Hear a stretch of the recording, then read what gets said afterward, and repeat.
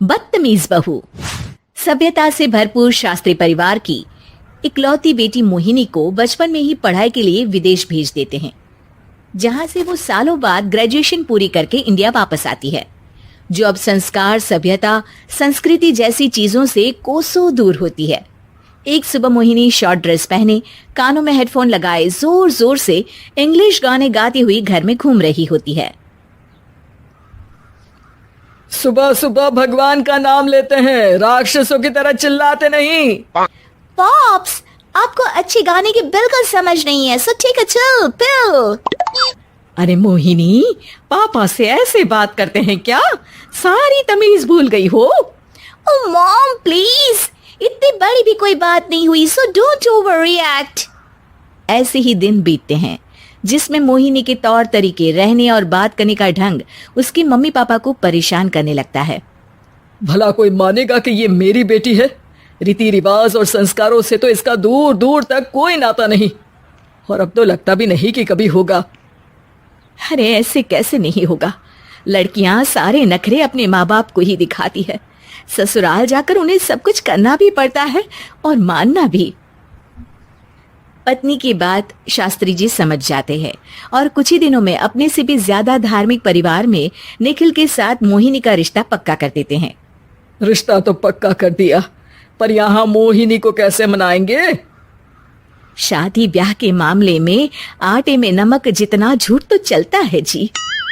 इसी तरह एक के बाद एक तिकड़म लगाते हुए दोनों मिलकर मोहिनी को शादी के लिए तैयार कर लेते हैं और मोहिनी निखिल की शादी हो जाती है, जिसके अगले दिन से ही मोहिनी दोबारा अपने पूरे अवतार में शॉर्ट ड्रेस पहनकर घर में घूमने लगती है। बहू को ऐसे देख सास की आंखें फटी की फटी रह जाती हैं। अरे ये क्या बेशर्मी है, हमारे घर की लड़कियां जींस तक नहीं पहनती और तुम बहू होकर इतने छोटे कपड़े पहनकर पूरे घर में घूम रही हो। सीरियसली मॉम, प्लीज आप अपनी इस 80 के दशक वाली सोच में मुझे इंक्लूड मत करो। हाय तौबा, एक तो बेशर्मी दिखाती है, ऊपर से सास के साथ जुबान भी लड़ाती है। अरे जल्दी कपड़े बदल कर आ, घर की पहली आरती तुम्हें ही करनी है। इतनी देर में निखिल भी वहां आ जाता है। माँ पापा आने वाले हैं, पूजा का सारा सामान तैयार है ना? ये पूजा हमेशा मेरे बॉयफ्रेंड्स के पीछे पड़ी रहती थी और अब हस्बैंड के पीछे भी आ गई। मोहिनी की बातें सुन सास तो अपना सिर पकड़ लेती है, लेकिन निखिल किसी न किसी तरह उसे पूजा के लिए कन्विंस करके कपड़े चेंज करने के लिए भेज देता है, जिस पर पूजा खत्म होने के बाद वो एक बार फिर अपनी शॉर्ट ड्रेस में आ जाती है। बहू, ये क्या तरीका है? संस्कार नाम की कोई चीज है या नहीं? नहीं ससुर जी, संस्कार मेरा दूसरा बॉयफ्रेंड था, अब तो मेरा उससे कोई कांटेक्ट नहीं है। मोहिनी का जवाब सुन के ससुर तो भगवान नाम जपते वहां से चले जाते हैं, लेकिन सास बहू के बीच कहासुनी फिर शुरू हो जाती है, जिसे इग्नोर करते हुए मोहिनी घर से बाहर चली जाती है और देर रात घर वापस आती है। मोहिनी, मैं जानता हूँ कि तुम विदेश में रही हो और तुम्हें वहीं की आदत है, पर यहाँ चीजें कुछ अलग है। अगर तुम उस हिसाब से कुछ एडजस्ट कर लो तो सबके लिए सही हो जाएगा। I am not in a lecture mood. Good night.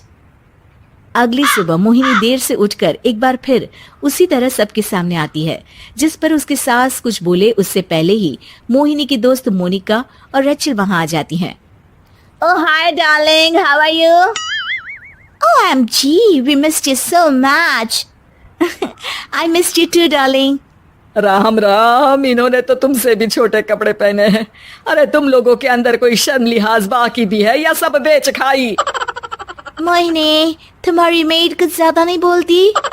इस पर मोहिनी की दोस्त उसकी सास का मजाक बनाने लगती है, जिसे सुन निखिल उन्हें जवाब देते हुए कड़वे शब्द सुना देता है और वो सुन के वो दोनों तो मुंह बनाए वहां से चली जाती है, लेकिन गुस्से से लाल मोहिनी वहीं खड़ी निखिल को घूरती रहती है।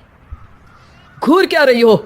तुमसे शादी की ये सोचकर कि विदेश में पढ़ी लिखी हो, घर में कोई पॉजिटिव चेंज लाओगी, अपनी करियर के लिए एम्बिशियस होगी, पर अपने इस बिहेवियर से उस पढ़ाई के साथ साथ अपने मम्मी पापा के नाम को भी डुबो रही हो। अगर तुम्हें ऐसे ही हाल रखना है तो यहाँ रहने की कोई जरूरत नहीं है। निखिल की बातें सुनकर मोहिनी रोते हुए घर छोड़कर अपनी मम्मी पापा के पास वापस आ जाती है। ससुराल में सब कुछ ठीक तो है?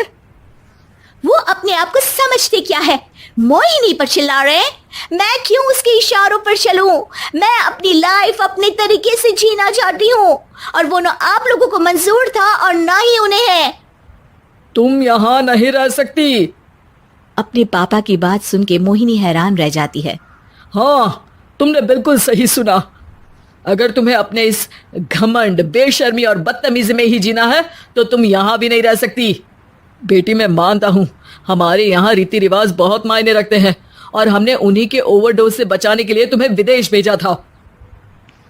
एक लड़की जो शादी करके घर और बच्चे संभालती है, उससे तुम अपने आप को ज्यादा समझ सको इसके लिए भेजा था। तुम उससे ज्यादा समझो और बनो, पर तुम तो किसी दूसरी ही ट्रेन में चढ़ गई बेटा।